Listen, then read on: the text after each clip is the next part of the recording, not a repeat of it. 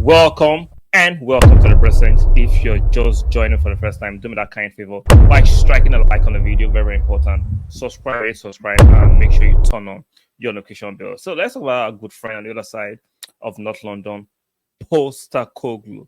Postecoglou, for me, he is a good orator. He knows how to speak to the press. He knows what they want to hear. His press conferences are box office. Fair to him. His press conferences are box office, but a lot of waffling. Yes, alien season results were supporting his narrative, and we knew that the bubble was soon burst. We saw that against Chelsea with 9 men.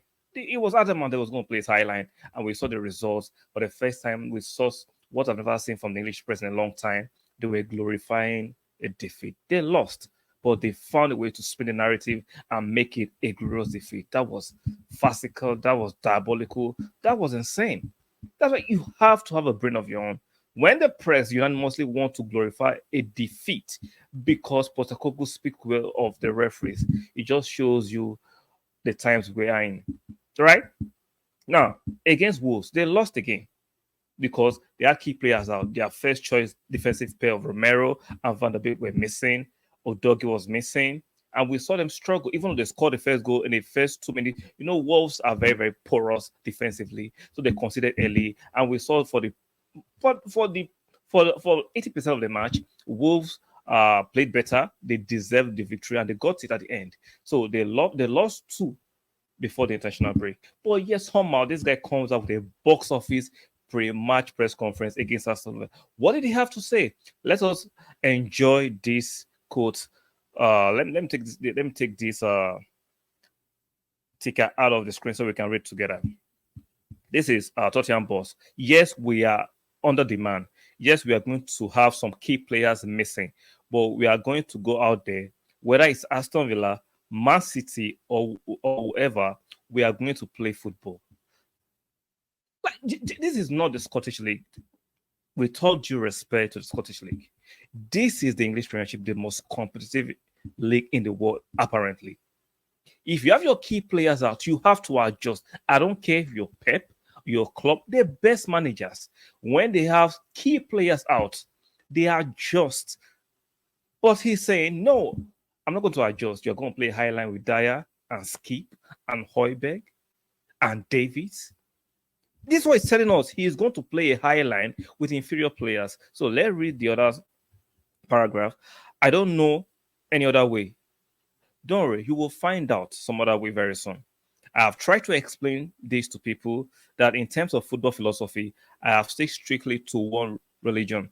I went to the library of football books and I got stuck to one section which was about attacking football, all waffle and rubbish. You see, I told you at the beginning of this that his box office when it comes to press conferences, he is an orator. He knows what to say. He knows how to gyrate the journalists. He knows what to say to get them excited. He knows what the sports fans want to hear. If I was a sports fan, I'll be concerned. Put the rivalry aside. I know I'm an Arsenal fan. I'm a footballing person. I love football. I enjoy it. Let's put our rivalry aside. If I heard that from Arteta, I'll begin to look at your mental state.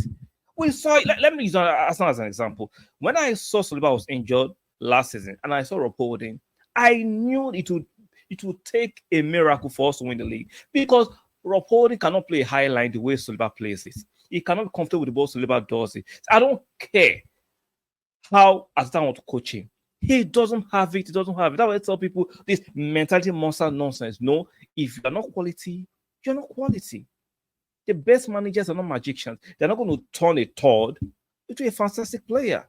You cannot teach certain tricks. You cannot teach discernment. You cannot teach intelligence. You cannot teach that. If you don't have it, you don't have it. So for Postecoglou to be saying he's going to stick to his philosophy, even though his key players like Madison, the creative hub of Spurs, is out, right? Besuma, who has been their best midfielder alongside Madison, both are out. Their best center defensive pairing of Romero and Van der Beek is out, but it's going to stick to the same attacking philosophy with the Bentacle, where he's just back from injury, with Davies and Skip and Diabolical Dyer against Aston Villa, Ollie Watkins, who for me, if you watch the game, even against Saliba actually had his hands full against Ollie Watkins. He's very quick and can be trickery sometimes. You think Dyer and Davies playing the Highland against Ollie Watkins, there's only one winner. Then we have Musa Diaby on the right, Bailey on the. Are you kidding me? So you see, sports fans can get excited for how brilliant that start has been. But if this guy is actually keen on this rhetoric, I hope he's just joking. But if he's keen on this rhetoric, he's going to continue to play a high line with players who have shown consistently they can't do it.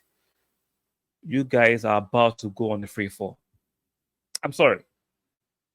This is not me being an Arsenal fan. This is me analyzing football objectively as possible. You are about to get a free fall. You can't. I'm not saying 1 or 2 games, odd games, is not possible, but consistently playing with these diabolical players who have consistently failed sports. They failed. But somehow Postecoglou is going to change their fortune with these same players, even though he wasn't playing them. Now, because he's forced to play them because of injuries and suspensions, right?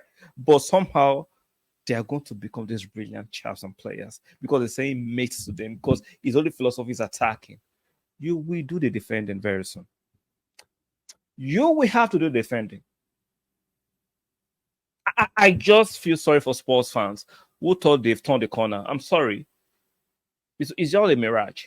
Because I expect him to adjust to the quality of players he has. You have to chalk in your temerity, your audacity sometimes and be humble, because situations can make you humble. But if he wants to die on this hill, against Aston Villa on Sunday, we will be there. We'll be there. We'll watch it. And if he wins, fair game. But if he loses, we all saw it coming. This is not rocket science. This is not rocket science. So I would like to see Postecoglou match his words with actions. On Sunday, it's barely 48 hours. We will be there. I'll be watching that game, because I would like to see the miracle. See, he's telling us he wants to reinvent the wheel of football. Let's watch it. So I'm expecting Villa to win that game, even though it's away.